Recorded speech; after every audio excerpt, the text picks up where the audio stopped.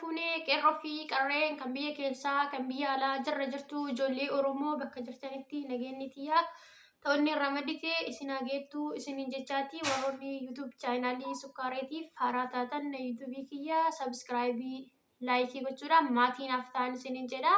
Maatiin kiyya immoo irra deebiidhaan baga nagaan dhuftanii welcome isiniin jechaati. Har'a maal qabadheetiin dhufe waan social media kana irra deddeema jiru qabadheetiin dhufe hagaadhuma viidiyoo kiyyaatti nafaana turaan affeerraa kooti innis maalidha sababa nama takkaati jettanii nama hunda qeeqaa jirtanii jechuudha. Sababa nama takkaati jedhame TikTok irratti sababa mucayyoo takkittiiti. Sababa mucayyoo takkaati jettanii tooni ijoollee shamarranii ijoollee biyya harabaa hunda qeeqaa jirtanii jechuudha. Namni tokko of bakka bu'a malee bakka namaa bu'uu hin danda'u. Ani of bakka bu'a malee bakka namaa bu'uu hin danda'u. Namni sunis ofuma bakka bu'a malee nama bakka bu'uu hin danda'u. Kan biyya keessas taatanii kan biyya harabaatis biyyoota garaagaraa irra jirtan ta'eeti shamarran biyya harabaa jettanii maqaa xiqqeessuu fi maqaa itti baasuu fi gadi qabuu fi akka baalageetti akka nama kaayyuu hin qabneetti laalatii jirtanii jechuudha. Kunis maaliif ta'e sababa nama takkaatiif namni takkittiin suni kaayyoof biyyaa baatee har'a kaayyoo ishee haa wallaaltu wanta manaa baateef haa wallaaltu of haa dagattu kaayyoo ishee haa gattu ofii waan barbaadde haa taatu. Sababa nama takkittii tanaan shamarran biyya harabaa harramsamuu hin qaban.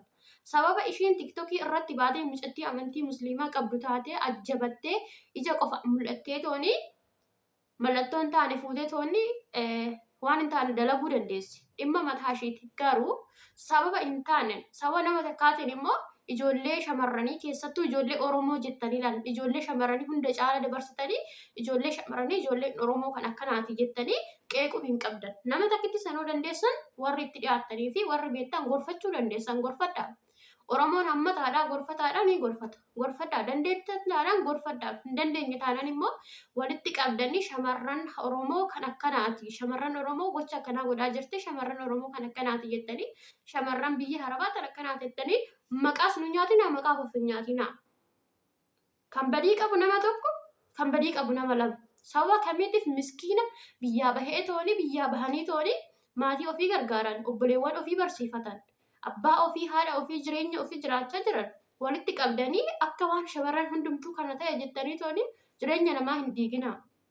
Gaafa isin gadi baatanii shamarran Oromoo jettanii akkanatti qeeqxanii sooshaal miidiyaa irra bittinsitanii viidiyoo lama takkitti maqaa shamarran Oromoo balleessitan warri biyya keessaa miskiinni baadiyyaa jiru yoo kana arge maal jedha bultii namaa jireenya namaa diigdan. Kun sirrii miti ta'uu hin qabu. Nama takkaaf jecha walitti qabdanii hin qeeqinaa hin arrabsinaa. Sirrii miti guutumaan guututti.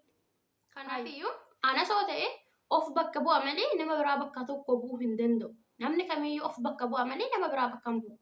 So kanaafiyyuu sababa shamarree takkaati jettanii sababa nama takkaatiif jettanii ijoollee hin arrabsinaa. Ijoollee shamarranii gadi xiqqeessuu fi gadi qabuu fi miskiina mana madaamii taa'ee dalagatu. Miskiina kabalamaa arranfamaa jibbamaa maal jedhamaatii dalagatu. Qabdanii sababa nama takkaatiif jecha shamarran biyya harabaa tan akkanaati.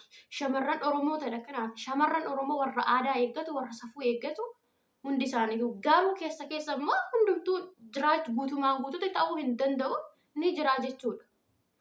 Abbaan barbaade akka barbaade ta'uufis mirga qaba. Mirga guutuu qaba. Garuu immoo sababa nama takkaati jettanii shamarran Oromoo hin xiqqeessinaa. Gaafiin Oromoo kutaan adda qoodu. Gaafiin Oromoo amantiin adda qoodu. Gaafi shamarran Oromoo jettanii toonni shamarran Oromoo maqaa balleessu. Keessattuu gandaa miti bar kan maqaa balleessaa jiru. Ijoolluma dhiiraa ijoolluma Oromootu shamarran Oromoo maqaa balleessaa jira. Mucattiin takkittiidha. Kan gadi baatee TikTok irratti waan hin taane dalagdee mallattoo hin taane fiddee tooni safuu cabsitee safuu balleessite. Ishiin immoo har'aa miti waggaa tokko guutuu TikTok irratti ishiin beeka. Gadi baatee waan hin taane jettee dhiira arrabsitee dhalaa arrabsitee kutaas gandaan. Maal jettee balleessatii jirti? Har'aa miti waggaa tokko guutuudha. Kan TikTok irratti gadi baatee nama arrabsuu jirtu ishiin. Ijoollee Oromoo hin jettu Amaaraa hin jettu maal hin jettu Tigree hin jettu walitti qabdee ijoollee arrabsaa turte jechuudha. Akka nama maraattu akka nama fayyaa qabu miti mucattiin. Kanaafiyyuu mucattii takka mucattii sammuu shiriiti jettanii tooni shamarran hin qeeqinaa walitti qabdanii nama qeeqinaa. Miskiinni hin dalagannaa dalagannee gallaatii jireenya keenya hin diiginaa jireenya keenya diiguu hin fedhinaa. Walitti qabdanii shamarran Oromoo jettanii kun karaa Facebook kun karaa YouTube kun karaa TikTok shamarran Oromoo kan akkanaati mucattiin kan akkanaati shamarran kan akkanaati. walitti qabdanii hin jedhina. Shamarran biyya harabaa hin jedhina. Mucattiin tun kanaati jedhaati mucattii qeequu dandeessanii arrabsuus dandeessan. Warri itti dhaatan immoo gorsuus dandeessan. Garuu immoo walitti qabdanii shamarran biyya harabaa kan akkanaati. Shamarran biyya kanaa harabaa waa'ee kanaa hojjetti. Shamarran Oromoo tan akkanaa jettanii ofis hin xiqqeessina namas hin xiqqeessina mataas nama hin nyaatina. Har'a yoo tokko dhufu kan diinatu isin gaa kan diinni bitaa mirgaan isinitti roorrisee tooni asiin uummata fixaa asiin uummata haadaa jiru ni gaha isin immoo walitti diina taatanii shamarran Oromoo jettanii maqaa Oromoo sin balleessina safuu Oromoo sin balleessina shamarran biyya harabaa jettanii maqaa sin balleessina miskiinni dalagannee galla kanuma isiniin jedha hedduu takka nama aarsa hedduu takka nama guba namni jecha kanaaf gocha kana hin aarsin jiru hedduu takka nama aarsa walitti qabamanii arrabsamuun jechuudha. Kanaafiyyuu har'a kanuma isiniin jedha haga viidiyoo biraatiin walitti deebinutti turtii gaarii isiniif haa ta'u nagaannaaf tura baay'ee hordoftoota kiyya hedduu